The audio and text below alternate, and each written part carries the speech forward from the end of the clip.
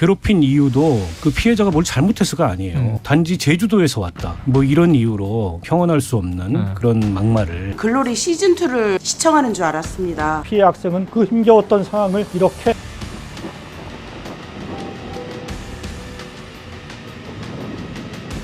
저는 이제 부모님의 문제가 더 컸던 것 같은 게 일부나마 어떻게든 선생님이 지도를 해서 그 상황이 잘못됐다는 것을 가해 학생에게 공감을 시키고 나면 집에 갔다 오면 바뀌어 있다는 거예요. 집에 갔다 오면 잘못을 인정 안 한다는 거예요. 코치를 받았겠죠. 그나마 드라마에선 문동훈의 속 시원한 복수극이 기다리고 있지만 현실 속의 피해자에게 정의는 너무 멀리. 그 가해자인 아들이 검사 직업은 뇌물도 받는 직업이고 가해자임에도 불구하고 대한민국 최고의 대학을 입학했. 검사 아버지의 권력과 위세를 동원한 권력층의 연쇄 가해 사건이. 당시 검사랑 같이 근무했던데 몰랐을까요? 그때 발칵 뒤집어졌을 것 같은데 그 당시에 중앙지검장이 윤석열 지금 대통령이시잖아요. 예. 보고 다 받으셨겠죠. 저도 몰랐고요. 모른 걸 어떻게 하겠습니까? 이건 지금 다 거짓말을 전부 거짓말입니다. 기득권 카르텔을 깨고 더 자유롭고 공정한 검찰 출신이 인사 추천을 하고 검사 출신들이 인사 검증을 하는 검찰공화국의 패거리 특권 카르텔이야말로 이번 인사 참사의 근본 원인입니다.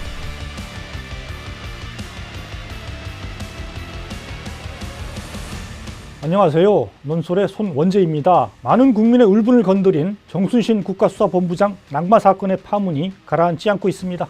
이 사건은 대략 3부작의 전개 과정을 보여주고 있습니다. 하나하나가 검찰 특권의 나라가 된 우리의 암울한 현실을 드러내고 있습니다. 차례로 살펴보겠습니다. 1편은 이번 사태의 출발이죠. 검사 출신이 경찰 핵심 요직인 국가수사본부장에 임명된 사실 그 자체를 다룹니다. 정순신 본부장, 이제는 정 변호사라고 불러야 되겠죠. 정 변호사는 대검찰청, 서울중앙지검 등에서 윤석열 대통령과 함께 근무했습니다. 윤석열 사단의 일원이라는 평가가 나옵니다. 더구나 한동훈 법무부 장관, 이원석 검찰총장과는 사법연수원 27기 동기입니다. 3만 명의 수사경찰을 지휘하는 국가수사본부장에 이런 사람을 임명한 겁니다. 저는 참 경찰의 수사 최종 책임자, 실무자 뭐 이런 사람을 검사로 임명해야 되겠다는 생각을 한 것 자체가 저는 잘못된 거죠. 너무 웃겨요.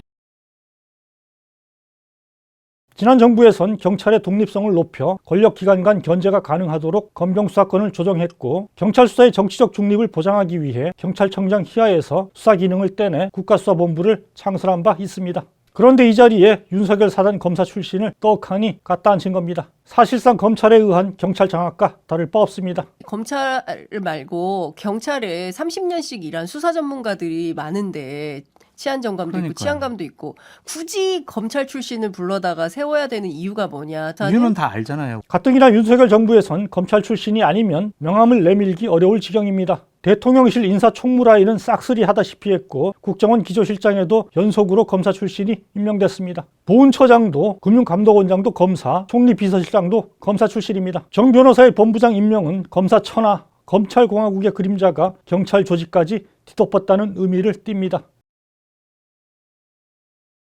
2편은 장르가 바뀝니다. 1편이 정치 스릴러라면 2편은 학교 호러물입니다. 정 변호사와 함께 아들이 주요 인물로 등장하게 됩니다. 정 변호사의 본부장 임명 당일인 2월 24일 KBS 9시 뉴스는 정순신 학폭 가해 아들 소송의 가처분까지 이런 제목의 기사를 내보냈습니다. 여론이 들끓자 정 변호사는 하루 만인 25일 자리에서 내려옵니다. 애초 이 보도 뒤에도 자식이나 부모가 문제가 있다고 본인이 평가받는 건 연좌제 아니냐. 정 변호사를 편들던 국민의힘에서도 사의 표명 뒤엔 환영 논평을 냈습니다. 사안의 심각성이나 국민 정서 등을 고려했을 때 국가적 중책을 수행하기 어렵다는 판단을 더 늦기 전에 한 것은 그나마 다행입니다. 그러나 정 변호사의 낭만은 2편의 도입부일 뿐입니다. 여러 후속 보도로 정 변호사 아들의 경악스러운 학폭 내용이 알려지면서 국민적 공분을 자아냈습니다. 정 변호사 아들은 2017년 기숙사 생활을 하는 강원도의 한 명문 자사고에 입학한 뒤 동급생 기혁씨를 상대로 1년 가까이 폭언을 하고 집단 따돌림과 괴롭힘을 이어간 것으로 드러났습니다. 나중에 진행된 이 학폭 관련 소송 판결문에 나온 가해자 정 씨의 행태는 충격적입니다. 원고는 피해 학생에게 기숙사방이나 식당 등에서 더러우니까 꺼져라. 넌 돼지라 냄새가 난다. 제주도에서 온 돼지 새끼, 말갱이 새끼 등과 같이 단순히 친구들 사이에 장난으로 받아들일 수 있는 수준을 넘어서서 피해 학생의 인격과 명예를 훼손할 수 있는 발언을 지속적으로 하였다. 판결문에는 학교 학폭위에서 피해 학생이 한 발언도 들어 있습니다.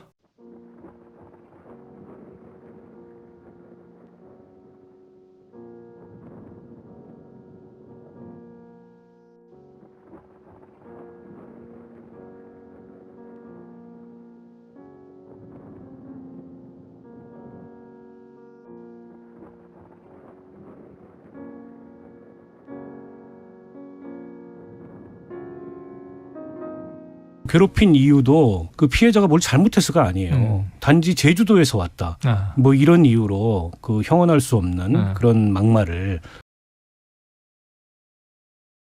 피해자의 신고로 학폭 사실을 알게 된 학교 쪽은 가해자 정 씨에게 강제 전학, 서면 사과, 특별교육이수 10시간, 보호자 특별교육이수 10시간 처분을 내립니다. 그러나 바로 이때 정 변호사가 학교 징계에 맞서 재심 청구, 행정소송, 징계 효력 집행정지 신청 등 온갖 법적 수단을 동원해 징계를 막으려 시도한 사실도 드러났습니다. 학폭도 학폭이지만 그 이후에 잘못을 전혀 인정하지 않는 태도, 심지어 학폭 처분의 일환인 봉사활동마저 부모인 정 변호사 내외가 학업에 방해된다는 이유로 가처분 신청을 하면서까지 가해자인 아들을 보호한 사실, 이런 게 판결문에 드러나서도 놀랐고, 정 변호사는 당시 서울중앙지검 인권감독관을 맡고 있었습니다. 이 인권감독관이 하는 일 중에 하나가요, 피해자 보호 관련 업무 등의 인권수호 업무를 전담을 하거든요. 네. 그러니까 저는 이 정도의 인권의식을 가진 사람이 참 어떻게 인권감독관을 지냈고 또 어떤 인권을 보호하는 일을 했는지가 참 의문스럽습니다. 소송은 대법원까지 이어졌고 그 사이 피해 학생은 계속해서 학폭을 부인하는 가해자와 마주치며 공포에 떨어야 했습니다. 극심한 불안 등 트라우마 증상을 보였고 결국 정신병원에 입원하고 2차례나 극단적 선택을 시도하기도 했습니다. 피해자 부모도 시들어가는 아들의 모습에 피눈물을 흘린 것은 물론 기나긴 소송으로 정신적, 물질적 고통에 시달려야 했습니다. 정 변호사 쪽의 재심 청구로 학폭위에 다시 나온 피해 학생은 그 힘겨웠던 상황을 이렇게 털어놨습니다.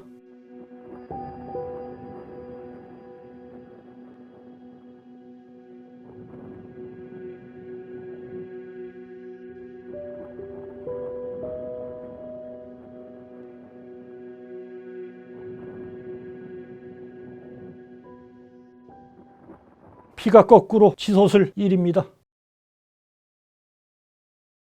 더욱 황당한 일은 이런 소송전 끝에 가해자 정 씨는 3학년이 되기 직전인 2019년 2월에야 학교를 옮겼고 2020년 서울대에 합격하기까지 했다는 사실입니다. 반면 피해자는 제주도에서 명문 자사고로 유학을 왔고 그 안에서도 상위 30%에 들 만큼 우수한 학생이었지만 결국 학폭 후유증으로 학업을 이어가지 못했습니다. 학교폭력을 다룬 드라마 더 글로리엔 주인공 문동훈이 학교폭력에 시달리다 마지막 수단으로 경찰에 신고했지만 가해자 박연진은 자신의 어머니와 친한 고위직의 비호로 아무 일 없이 풀려나는 장면이 있습니다. 이후로도 박연진은 대학을 나와 유명 기상캐스터가 되고 재벌 2세와 결혼하는 등 승승장구합니다. 정순신 시리즈 2편과 영락없이 닮은 꼴입니다. 그나마 드라마에선 파트 2에서 문동훈의 속 시원한 복수극이 기다리고 있지만 현실 속의 피해자에게 정의는 너무 멀리 떨어져 있는 듯 보입니다. 가해자 정씨 쪽이 재판으로 시간을 끈 이유는 학교생활 기록부에 학폭 징계 내용이 기재돼 입시에서 불리하게 작용하는 걸 막기 위해서였을 것으로 보입니다. 다만 정 씨 경우는 학폭위 처분이 정당하다는 대법원 확정 판결이 고3이 되기 전에 내려지면서 실제 징계 내용 기재를 막거나 낮은 수위로 수정하지는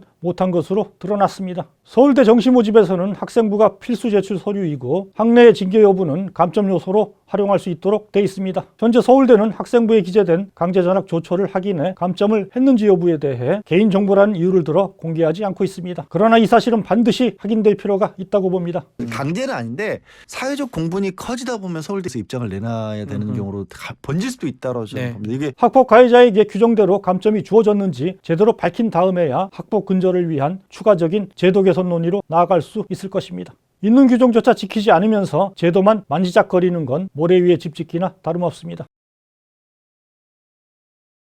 또 하나 이번 사건과 관련해 놓치지 말아야 할 대목이 있습니다. 교육계나 법조계에 따르면 요즘 학폭 세탁을 위해 소송이 빈발하긴 하지만 정 씨 일가처럼 집요하게 학폭 소송을 이어가는 경우는 흔치 않다고 합니다. 대부분은 초기에 깊이 사과하고 반성하는 자세를 보임으로써 징계 수위를 최소화하려고 하고 이후 소송에 들어가더라도 이들처럼 대법원까지 끝장 소송을 이어가는 경우는 많지 않다는 겁니다. 저도 그 학폭 사건은 많이 다뤄봤는데요. 가해자인 부모들은 대체로 내가 자식 관리를 잘못했다, 잘못했다, 가정교육을 잘못했다 하면서 선처를 호소할 수는 있지만 대체로 학폭자치위원회 그쪽의 처분에 따라서 어떻게 하든지 반성하고 앞으로는 이런 일 없도록 하겠다 이렇게 하는 편이지, 이거를 행정소송하고 집행정지 가처분하고 대법원까지 가고. 유독 정 씨만 이렇게 한 것은 당시 잘 나가는 특수통 고위검찰이던 아버지의 지위와 뒷배 때문이 아니겠느냐 지적이 많습니다. 검찰 특수통은 피의자의 죄를 캐내고 어떻게든 유죄를 만드는데 능숙한 전문가들입니다. 정 변호사는 국가수사본부장을 물러나면서 내놓은 입장문에 수사의 최종 목표는 유죄 판결 이렇게 쓰기도 했습니다. 진상규명이 아닌 유죄를 받아내는 게 수사의 목표라니 누구라도 일단 불려가면 어떻게 될까 소름 끼치는 말이 아닐 수 없습니다. 이런 직업적 특성상 말 한마디로 법적 꼬투리를 잡힐 수 있다는 점을 누구보다 잘 알기에 자신의 잘못을 인정하고 사과하는 데는 인색합니다. 검사 출신 윤석열 대통령만 봐도 알 수 있는 일입니다. 실제 정 변호사 아들은 학폭 사실을 줄곧 부인하고 학폭위의 사과문 제출 결정이 나왔음에도 A4 용지 3분의 1 정도만 제대로 된 서식 없이 써서 냈다고 합니다. 판결문을 보면 한 학폭위 위원은 이렇게 말했을 정도입니다. 제출한 서면 사과의 양이나 질에 있어 부족해서 다시 작성하라고 했다고 한다. 서면 사과의 양이 그리고 필체나 이런 것이 정성이 전혀 안 들어가 있는 듯한 너무 간략해서. 저는 이제 부모님의 문제가 더 컸던 것 같은 게 일부나마 어떻게든 선생님이 지도를 해서 그 상황이 잘못됐다는 것을 가해 학생에게 공감을 시키고 나면 집에 갔다 오면 바뀌어 있다는 거예요. 집에 또 가면 바뀌었다. 집에 갔다 오면 잘못을 인정 안 한다는 식이에요. 코치를 받았겠죠. 가해자 정 씨는 검사 아버지의 권력을 종종 과시하기도 했습니다. 판결문에 나온 한 목격 학생의 진술입니다.